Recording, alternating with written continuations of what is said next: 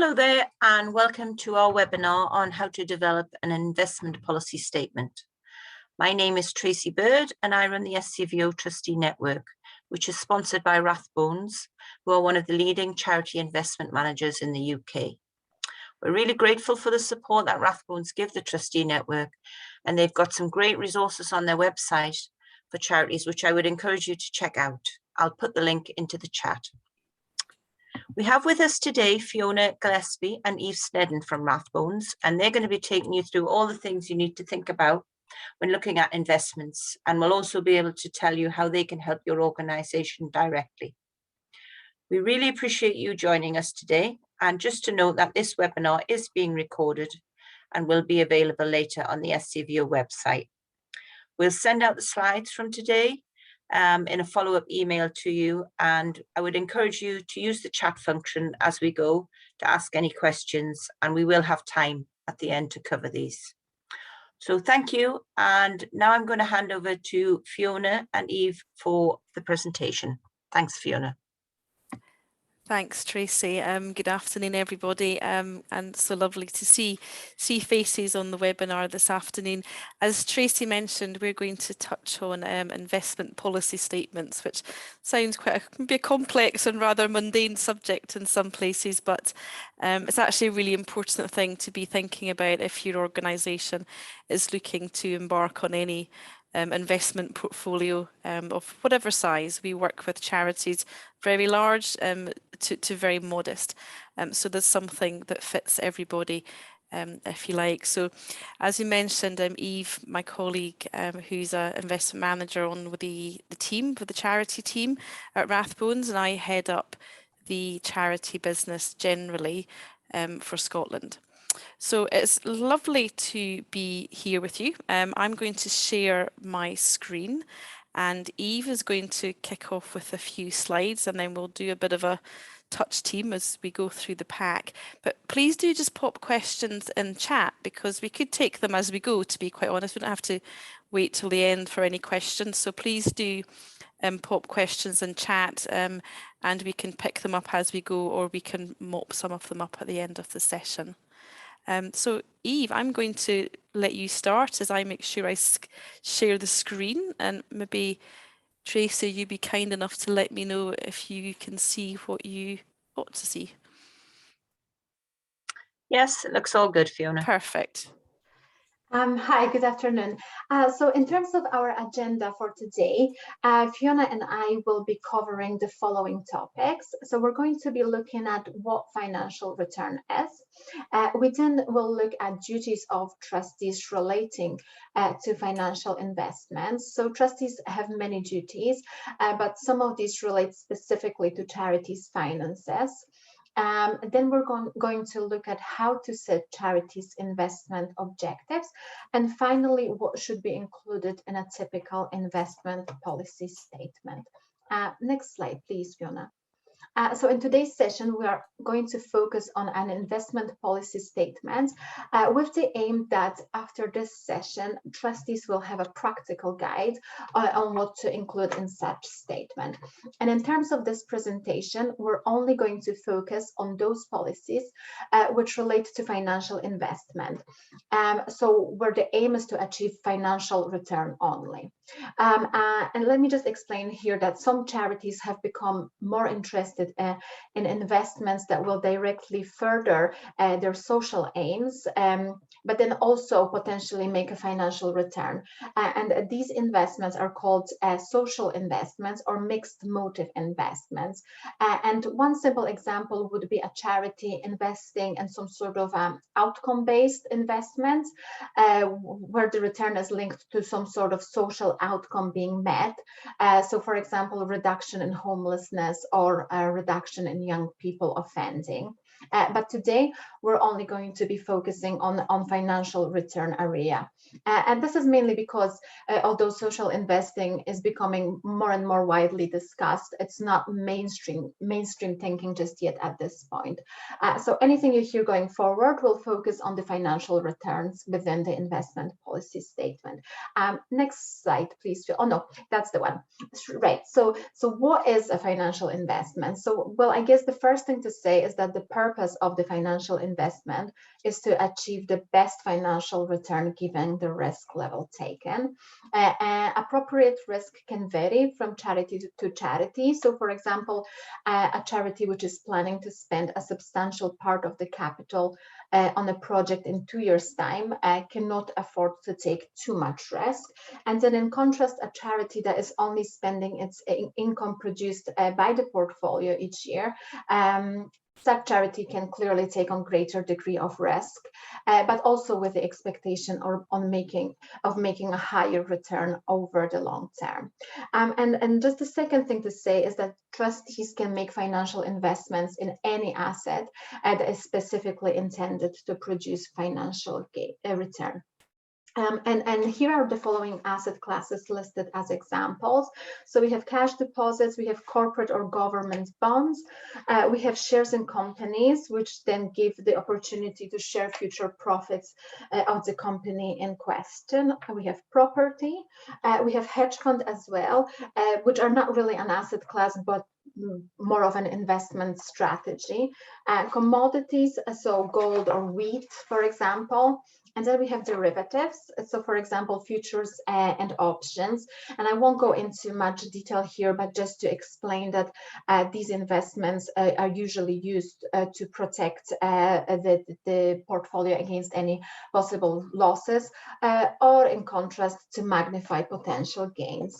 And then lastly, the common investment funds or other types of collective investment scheme.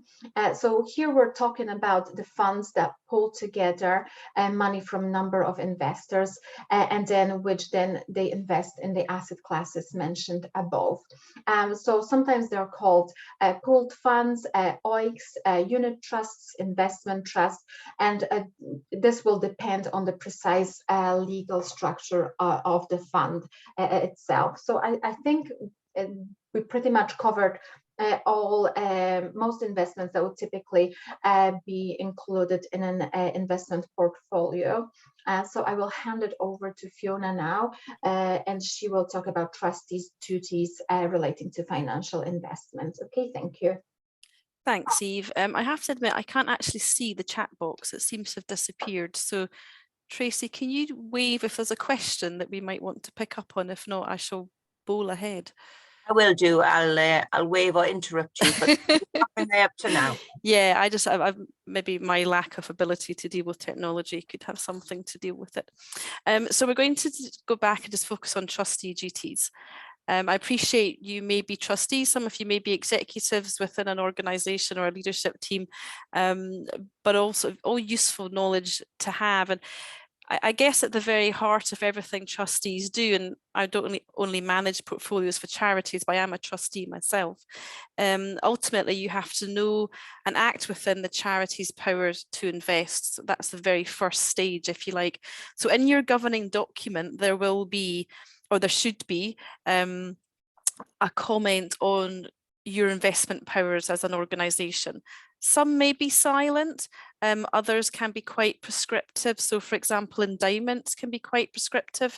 If maybe a legacy has been left by an individual in a school, perhaps, and maybe that's for specific purposes, specific prizes, or events, for example, so that you can have some very specific powers to invest. It may say that you can only extract the income from the portfolio, so the dividends which are paid out by companies that you would invest in.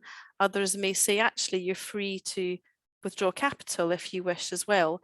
So it's worth just checking if you're embarking on investment.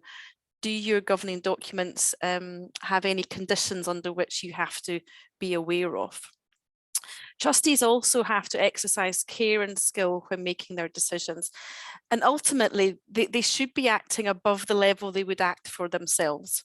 It's almost like if you were a power of attorney, you have a higher hurdle of responsibility, because at the end of the day, you're investing somebody else's assets. They're not your personal assets. And so you have a higher level of responsibility. And you must take advice from someone experienced in investment matters, unless there isn't a reason to do so. Oh, and my wee chat box has just popped up at the top there, so I'm just going to switch on while I see it. And that can be, sometimes the board will specifically appoint some trustees who do have investment experience. And so they are acting as a knowledgeable person on the board. Where you don't have any investment experience, you should make sure you seek that. At Rathbones, we are qualified to provide advice as well as to actually manage the assets. And the important thing, and not every asset manager or investment manager can do that, that advice part is very specific. And the important thing with that is that advice that you receive from your manager, it's an ongoing conversation as you go through the relationship, and things will change and they can advise you as those things change within your organization. So consider the suitability of any investment, and this is where your investment manager will work with you, excuse me, on that suitability piece. And that's just ensuring that you're not taking risk that you A, don't understand, B, don't need, to ensure that you're meeting the objectives that you have set out in the first place. So that's really where you get the value from your investment manager around that advice piece and talking through these issues to make sure the choices are correct. Decide on the appropriate policy and then review the investments as you go along. Decide on the appropriate policy can capture all sorts of different things. It can capture, and we'll pick up on some of these, any ethical or ESG policies that you might have. And you could also bring into that the income that you may require in order to meet the needs of your charity. That would all be the types of things captured in your investment policy. What type of return are you really looking for? What do you need that asset pool to do for you? Now, one of the questions in the chat, are trustees' duties in this area set out in specific legislation? They are set out in the 2005 Act. What is the full name of that Act? I need to unblock my mind. There is a 2005 Charities and Trustees Act. That's exactly the one, and you'll find that in there. And that lays out your trustee duties. So let me move on to the next page. So even if trustees have delegated the investment management to an investment manager, so you come along and you need a portfolio for your organization, and we manage that portfolio for you after giving you some advice. Trustees are still responsible for making sure that they review their approach to investing on a regular basis. And we're talking today about putting together an investment policy statement. That can be in your scheduled review of your governing documents, say every year or 2 years. You set a timeline to review that document, and you just skip through the different sections that Eve will talk about later and make sure they're all still appropriate for your organisation and the world at large effectively. The trustees are responsible for appointing the investment manager, so for deciding who will manage your assets and on what terms that would be, and reviewing the suitability of the investment manager. So typically, if you were appointing a manager, you do a bit of due diligence, and you maybe send out a tender document with some questions. You select a short list, you maybe meet 2 or 3 managers, and you discuss amongst the trustees with those presentations which manager you think is best suited to your organisation. And actually on our website, Rathbones website, in the charity section, we do have a section on how to select an investment manager. And it's one session we do have planned for, if not later this year, early into next year. And that's another really good practical guide that if you are stepping onto the investment journey. Trustees have considered all the relevant issues, taken advice, so they've gone through all those steps. They're very unlikely to be criticised by anybody, but I couldn't stress enough that you make sure you audit those decisions. So you have a record if you have approached some investment managers to provide a tender response, if you've gone through a selection period, if you've decided for whatever reason you don't need advice because you have the professional skills on your board, etc., etc. I think is always really good practice in this whole area is to record all your decisions and why they were made. And that's just a bit of a backstop if there was ever any issues. Some of charities and some of our clients, if they are large enough, not only in terms of assets, but in bodies, if you like, in terms of people who are involved, they may select a small group of people to act as an investment committee. And they don't all have to be trustees on that investment committee. It could be 1 or 2 trustees and maybe an investment professional, but just coming into the organisation on a voluntary basis to be an advisor. So you can think about structures of that little investment committee. But if you have very busy agendas at the board level, it's taking that part out of that agenda, if you like. You've got a special subcommittee responsible and they report into your board. So that's another option that some organisation decide they want to go down. And again, this idea of auditing things, just ensure that you have noted what the purpose and what matters you have delegated to that specific committee. So we'll just have a bit of a wee time on setting a charity's investment objectives. So I don't think there's been any more questions popped into the chat box. No, we're fine. So setting the objectives, this can almost be one of the most difficult, or it could be the most easy part. It really depends on how much clarity you have around what you are trying to do with your investment or your investable assets. Very much depends on your aims as an organisation, the operating model you have. Are you a grant giving charity? Are you a service related charity? Do you need income to be generated, etc.? All these questions, timescales and your resources. Ultimately, it comes down to budgets as well. So financial planning is a really big part of this. So trustees need to think about the resources you have and how they might change.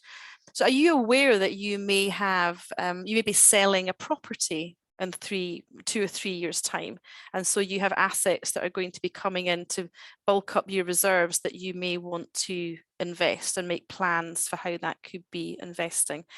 Do you have a large amount of assets to be invested now, but actually in 3 or 4 years time you've got some projects that you're going to be embarking on, and therefore you need to understand what the cash flow might be for those?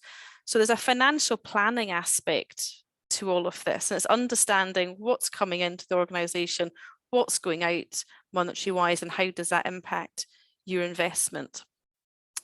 And also if you have any restricted funds, so but like the example I was saying earlier about the endowment, you might have some assets that can be invested, but any benefit from that has to be directed to a very specific purpose. So that's your restricted as opposed to your unrestricted funds. Ultimately, trustees have to ensure that they're still in a good, strong cash position. So you don't want to invest all your assets and you're cash poor, and therefore you don't have liquid cash upon which you might need to call upon. The other option is you may think in that financial planning piece, well, we have this pot of money which we're not going to need to call upon ever. Really, that's the real emergency fund. And we have another pot of money that we think we could invest for maybe 5-7 years because we've got a capital project we're thinking about further down the line. So you can split it up into different pots, would be the phrase that we would use. You can split your asset pool into different sort of smaller pools with different objectives, which can be quite helpful in certain circumstances. And this slide here, the first part, really just speaks to you may have different time horizons. And things are not often as simple as that. You can't put everything in a box and label it and put it on a shelf and leave it there for the time that you need. And so everything's changeable and everything adapts. And that's where working with your investment manager is really the key to making this work. And looking at the financial plan and making sure that is reasonable in the circumstances you're facing. One of the situations we're all very aware of at the moment is inflation. And actually, the conversations we are having with some charities who feel now is the time to consider how they may or how they may invest, because they're feeling that they have cash in the bank and inflation is just eroding away the value of that, especially as we stand today with inflation exceptionally high and bank rates exceptionally low. So some charities are beginning to think about, well, actually, we should be starting to think about investing a portion perhaps of that we can lock away for a number of years. And we will like that investment to be keeping its what we call real value, so growing in line with inflation at the very least. Quite a topical conversation we're having at the moment. Fiona, there is a question there about do trustees need to take independent financial advice prior to investing?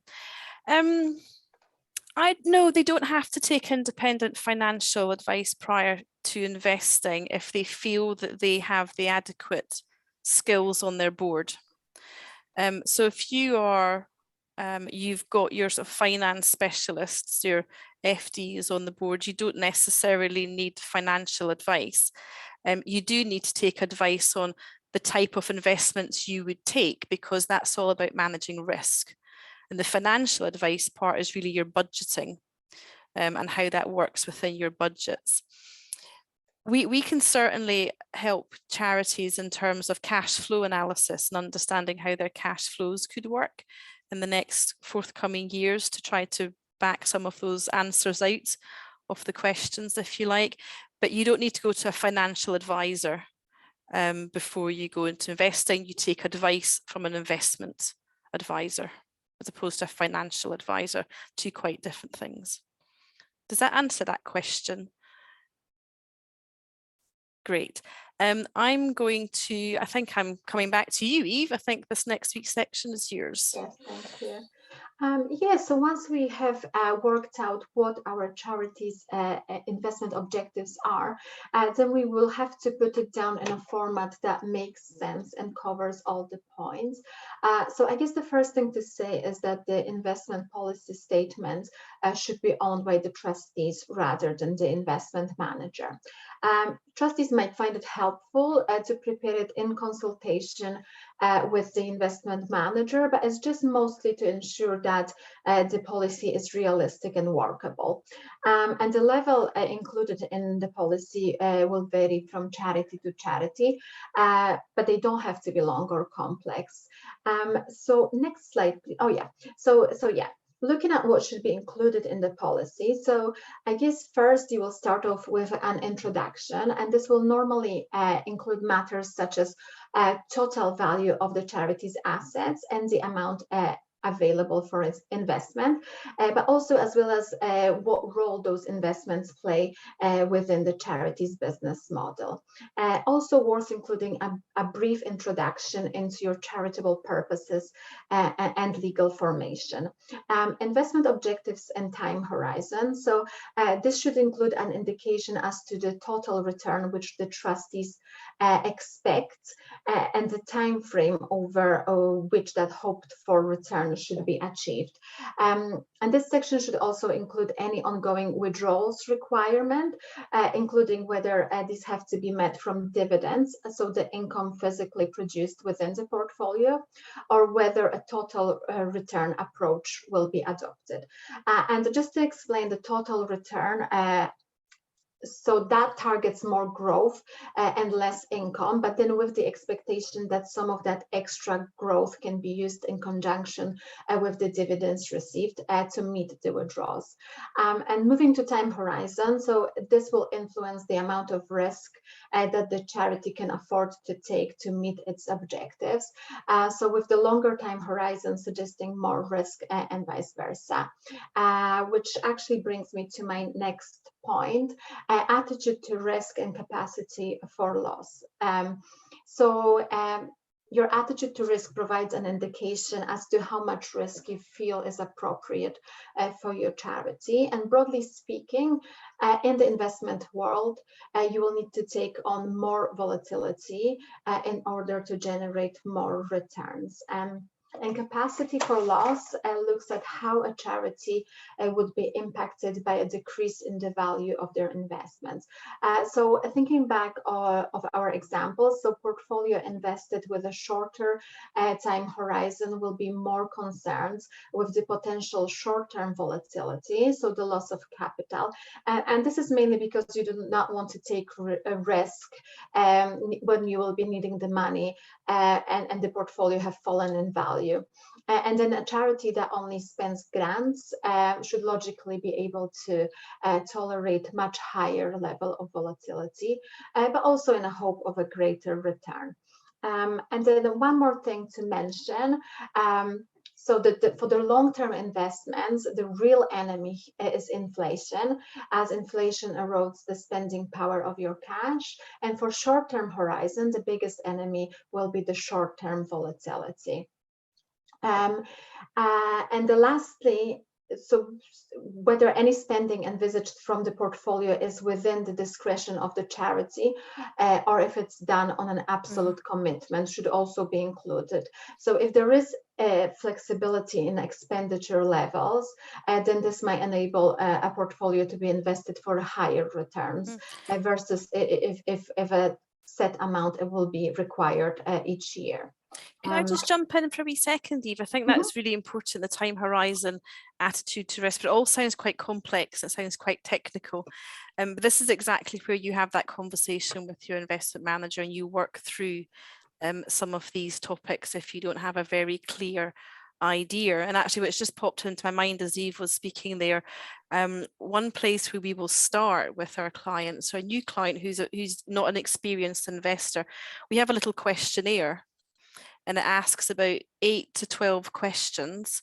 And that gives you an indication on a scale of 1 to 6 where you naturally fall in terms of your attitude to risk and how much risk you feel comfortable taking on. Because risk is essentially how much you have invested in equity markets, which are very volatile. So we do have, if this all sounds quite complex, we do have a little tool that can set the conversation off, if you like, rather than starting from a blank sheet of paper, which can sometimes feel a bit daunting. Sorry, Eve, I thought that was just helpful just to put some practical help around that, which can sound a wee bit complex to those who are not in the industry. Sure. Okay, next slide, please. There you go. Thank you. So eligible asset classes. So in this section, you will probably note which asset classes you're prepared to invest in. And this could include any minimum and maximum asset allocation ranges for each of your asset classes. So investment restrictions. So there also might be things that you don't want to invest in, or you might want to set limits on certain investments. So for example, you might decide that derivatives should only be used for hedging purposes. But just to keep in mind, if you do come up with a long list of restrictions and limits, you are potentially making it harder for your investment manager to meet your objectives. So please bear that in mind. Ethical policy. So a common form of restriction, again, is via an ethical policy. And you might have an ethical policy that is a negative screening, which means that you're avoiding certain sectors. So for example, avoiding all tobacco companies, but you might also want to avoid specific companies. Yeah, sorry, there's a wee chat. So what does hedging purposes mean? So as I said, you might want to, so that will protect you from, you might want to protect from the losses. So you would invest in assets that would produce a return in any market conditions. Fiona, would you say that that's, you're on mute. Let's just take a wee pause on those questions, Eve. Yeah, so hedging, hedging is something which we would almost do for you. So the investment manager would do for you.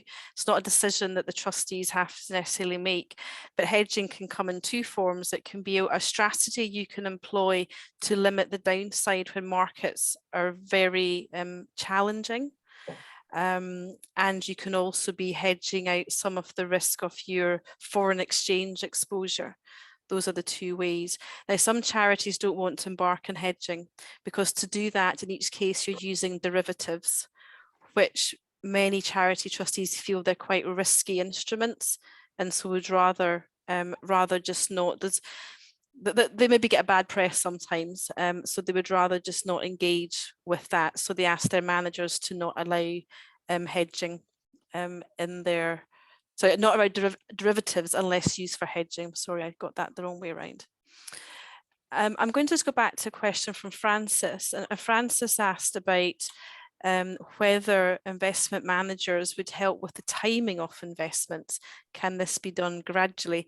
It's a great question, actually, because we all wish that we could time everything absolutely spot on and pick the down days in the markets just before they have a bit of a recovery. But in essence, yes, Francis, absolutely they can. And timing from looking at your cash flows and where your budgets are going. But in terms of gradually investing, it's a very sensible approach to take, because you're not just investing everything that you're looking to, and you can, what we call pound cost average, so you can average your entry points. When we have clients coming to us and they are investing their portfolio for the first time, so we're investing a cash lump sum effectively, we don't do that all in one day. We tend to do it in maybe 3 tranches over perhaps 6 to 8 weeks. And so we're just trying to not capture just one market condition. We're trying to capture everything on an averaging basis, if you like, and even some of those peaks and troughs out. So absolutely, that can happen. And we've got another question: does can you define derivatives? I'm not sure we understand what they are. So a derivative is an instrument. So where you effectively say, today, I would like to buy the UK equity market in the future at a specific level, which may be below or maybe above where it is just now. You're giving yourself an option, and that can either make a profit or it cannot. And a derivative within foreign exchange is, again, you're buying something that you're promising to buy in the future at a given price. The risk with that is you're taking a view on what you think the future price might be. So they can be quite complex, and we can have quite complex strategies. And that could be a whole session and more in itself.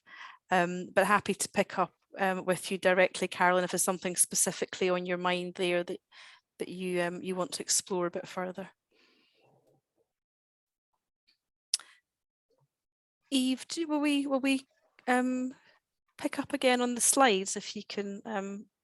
I think we were ethical policies, weren't we? Yeah, ethical policies. So I explained that negative screening policy would be avoiding certain sectors or specific companies. So no tobacco or no British American tobacco stock in the portfolio. And then the positive screening, here we would be investing in companies that only demonstrate good governance practices and are also contributing to a more socially and environmentally sustainable world.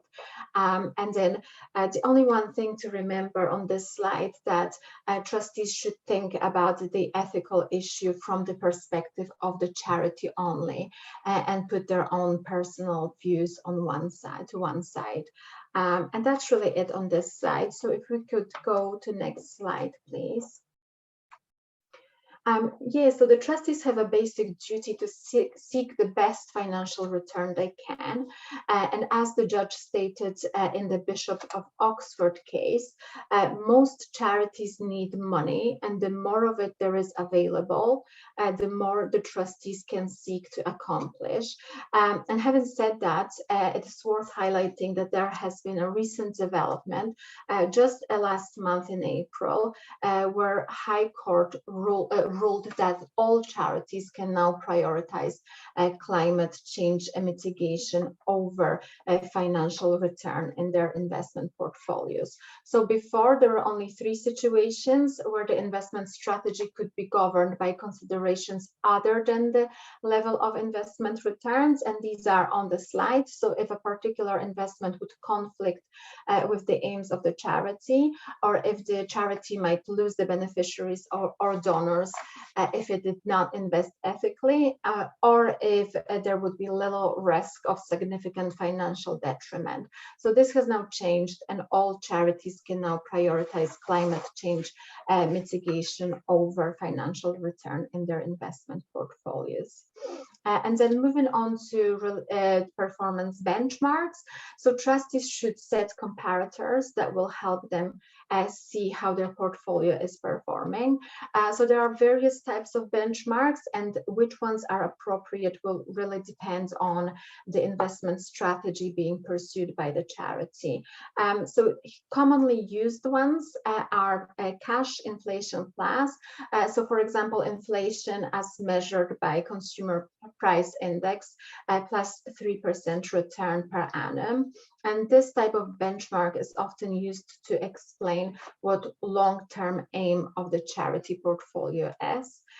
So composite market index, here we would assign an appropriate market index to each asset class held in the portfolio, but according to their percentage allocations. So for example, FTSE All Share for UK equities, FTSE World Equity excluding UK for overseas equities, and so on. And then each of these numbers is added together to give a composite market index against which the performance of the portfolio will be measured. And then lastly, the peer group. So there are a number of charity peer group benchmarks, and the trustees should try to select the peer group that is most closely aligned to the charity's objectives. And then just moving on to the last slide, please. So the management reporting and monitoring section. So this should include how the investments are managed. So the details of the investment management and legal basis. And there are 3 types of investment management arrangements. So first one is execution only. So here trustees will make all investment decisions themselves. And this is really only appropriate if they have the necessary expertise. Advisory, so the trustees would use an investment manager to advise them on any potential investments or divestments, but trustees will have ultimate final decision how they want to proceed. And then last one, discretionary, so where the trustees can would delegate all day-to-day management of their investment at a portfolio to investment manager, and he will be, or they will be managed within agreed objective and risk level, and this is very much the norm these days. And also this section should summarize what sort of information and how regularly information is required, but also how often trustees want to meet the manager to monitor and discuss the performance. Lastly, I think it's also worth including here a list of authorized signatories and the basis of which they can provide instructions on the account. So for example, there are 4 authorized signatories, of which 2 are required to provide formal instructions. And approval and review, so this should state when the investment policy was approved and when it will be next reviewed. So reviews should be regular, norm is once a year, but also where there is material change in circumstances. And so I think we covered everything now. I will just remind everybody that we do have a guide document for you, as well as a simple investment policy statement for you to follow, which both will be available on the website. So that's all from me. Thank you so much. Thanks, Eve. That's a really comprehensive review of everything. I think Eve pointed out early on, there's a lot of information there, but actually at the end of the day, your policy statement really will end up being 2 sides of A4, maybe 2.5 sides. So doesn't have to be a very complex document, but has many uses. It's great if you have new trustees arriving.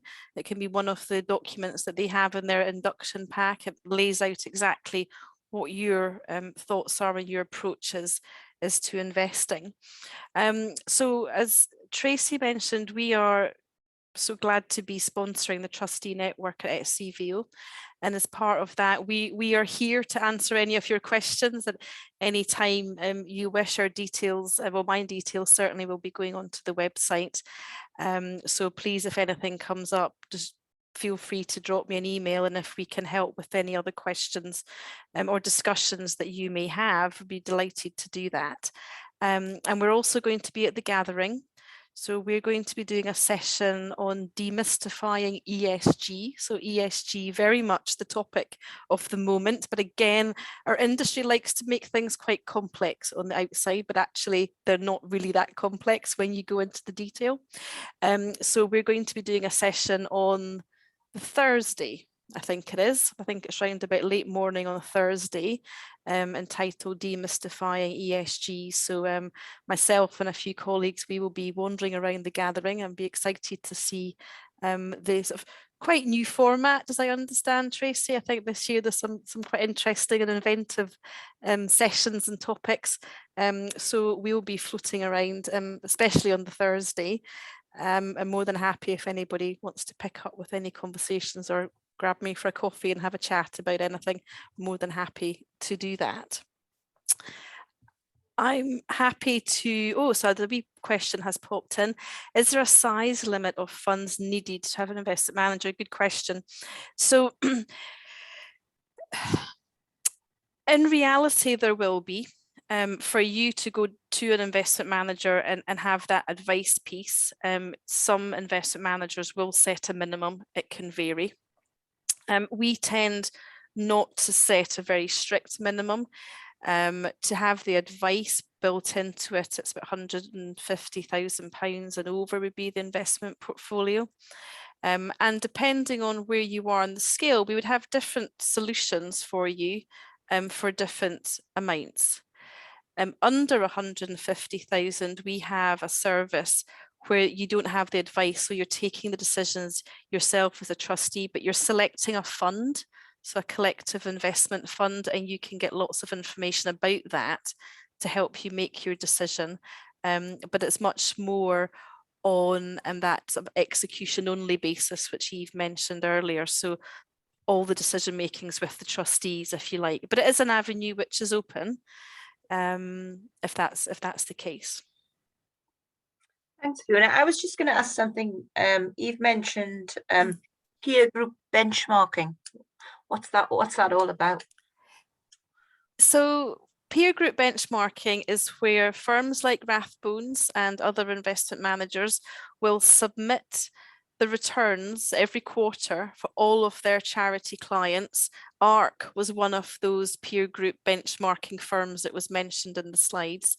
So ARC will collect everybody's returns every quarter and will publish the returns of the average in that peer group. They'll have maybe 4 or 5 peer groups, and it will depend on the risk characteristics of the portfolio. So I think ARC have 4, if I remember correctly.